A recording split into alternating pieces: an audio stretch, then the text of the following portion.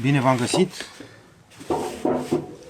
Astăzi vă voi arăta trusa cu unelte în pomicultură pe care o dețin aici la țară, adică fierăstraie, foarfeci, brice și altele. În primul rând o să vă arăt uneltele pe care le folosesc cel mai des. Foarfeca mică de mână, după cum ați văzut-o și la ascuțirea foarfecelor, pe aceasta o folosesc cel mai des. Sunt mulțumit de ea.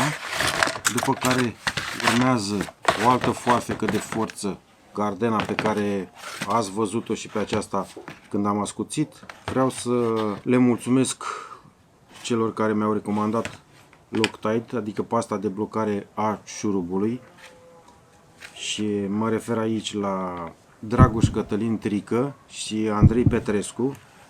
Cel din urmă mi-a dat denumirea produsului. Într-adevăr, aceasta nu se mai mișcă în momentul ăsta, deci practic nu o să mai stau cu imbusurile să le strâng sau să-l strâng cu degetul. Bun. Și ce folosesc cel mai des este fierăstrăul Stoker pe care vi l-am prezentat. Acesta este. Prezentarea acestor unelte le-am făcut data trecută la ascuțire.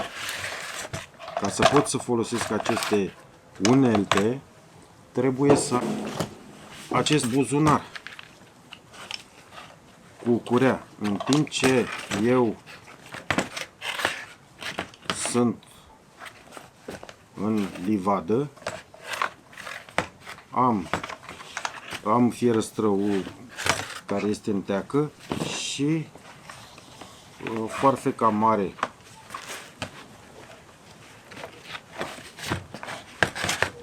în aceste sertărașe, dacă pot să spun așa, și foarfeca mică într-unul din buzunare.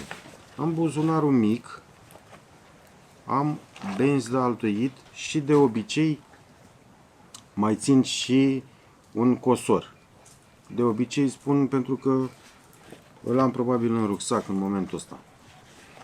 Benzile de altoit, cosorul sau briceagul le țin în acest buzunăraș pentru că din când în când mai și altoiesc în momentul în care ajung în livadă. Printre altele, pe lângă faptul că tai pomii fructiferi, eu mai și îmi înnobilez anumiți pomi, pentru că ați văzut prin clipurile mele că am avut și o mini pepinieră. Acum am format alta pentru că vreau să aduc și să mai adaug și alte soiuri. Pot să spun că din greșeală am luat și acest Fiskars, ca să zic de probă. Aici, în această trusă, este la nerecomandate. O așez în poziția asta, să o fixez, să vedeți cât de strâmbă poate să fie această lamă față de stokerul pe care vi l-am arătat și în clipurile trecute și acum. Fiskarsurile, ca și fierăstraie, sunt unele dintre cele mai slabe existente la momentul ăsta și nu le recomand.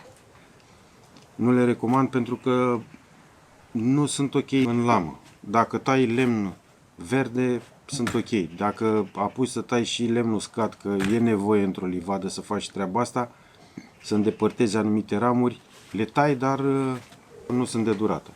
În rucsacul principal, ăsta pe care l-am aici la țară și este fix, o să încep cu buzunărașul, și așa într-o parte. Am bricege,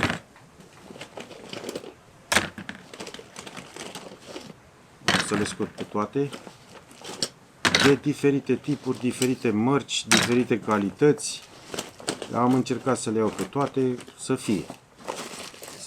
pot să fac diferența. După cum v-am spus, umblam cu imbusurile după mine ca să strâng acea foarfecă în cazul în care era nevoie. Obișnuisem să le strâng cu degetul. După ce scot tot, o să încep să prezint buzunărașul. Acesta este un briceag. Se întâmplă ca să mai îndrept dinții la fierăstraie.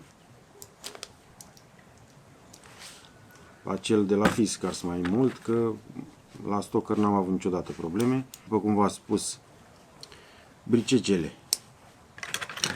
cosoare. Aceste cosoare sunt de la Fiskars, Victorinox briceag cu spatulă în lamă. Nu mai vorbim de calitatea lor. Fiskarsul, acestea sunt mulțumiți de ele, nu au o lamă extraordinară, dar îți faci treaba cu ele.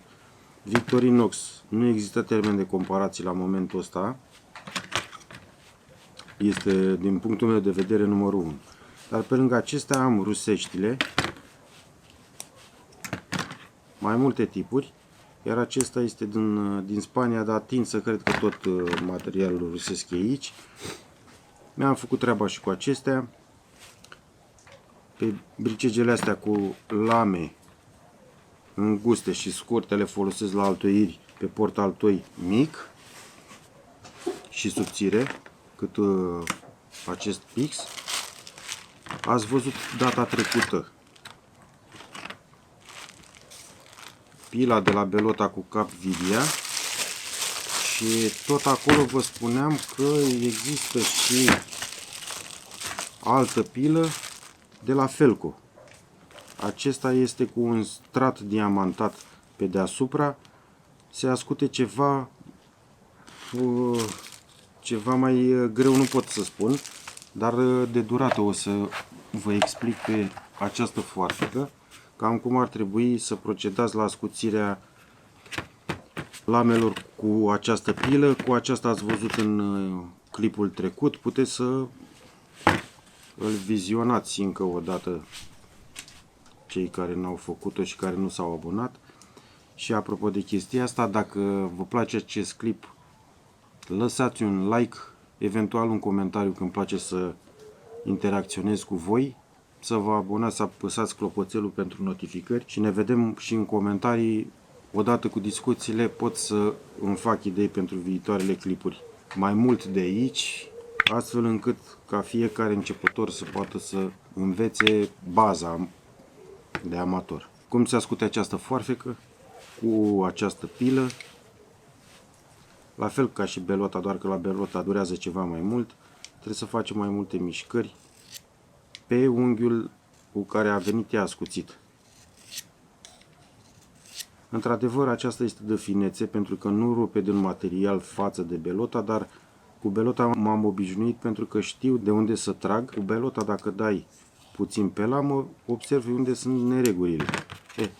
Cu aceasta trebuie să faci mai multe mișcări de genul.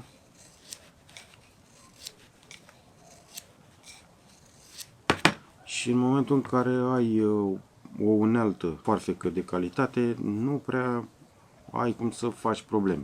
În cazul în care apuci sârme, e problemă la ele, pentru că eu chiar am tăiat o sârmă, nu știu dacă se observă în zona asta aici, aproape că este insesizabilă, o sârmă oțeloasă dintr-un par de vie, n-am observat-o, am tăiat odată cu ramura respectivă, a tăiat și sârma, dar a teșit puțin aici. Foarfecele Felco au o teșitură în zona asta din margine, special pentru a tăia sârma, în cazul în care se taie viță de vii. Și e nevoie să se taie sârma și nu există clește la îndemână. Acestea sunt uneltele pomicultorului. Din buzunarul mic al rucsacului o să le bag înapoi.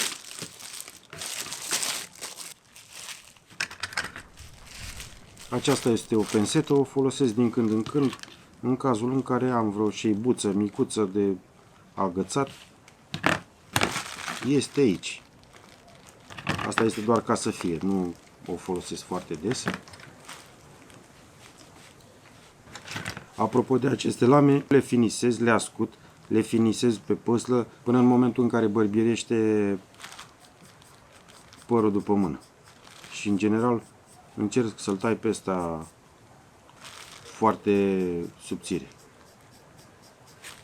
În momentul în care a tăiat, mai fac o verificare pe hârtie din ziar, pentru că acea hârtie de ziar se taie foarte greu.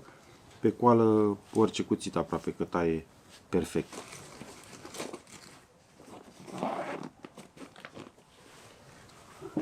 Am închis buzunărașul, am păstrat doar aceste pixuri. Ele nu mai au pastă. O să le păstrez pentru a vă explica ce fac cu ele. Dar materia primă se află în buzunarul mare. Până atunci, ați văzut în clipurile mele parafilmul. Este, probabil dacă nu ați auzit, o să auziți la mine, este acea bandă parafilm care se întinde și care în timp se degradează pe ramura altoi. Cu această bandă eu am altuit lămâiul și nu numai, o folosesc în mod special pe port altoi foarte subțire, gros cât acest pix la bază, pentru că în momentul în care pun mugurașul și la ochi dormind sau plecând îl folosesc de obicei, nu la ramură detașată, în momentul în care am pus banda asta pe muguraș, acolo o să stea această bandă până când va cădea singură, ea se degradează în timp, mugurul pleacă în vegetație, formează un lăstar fără a fi deranjat de această bandă.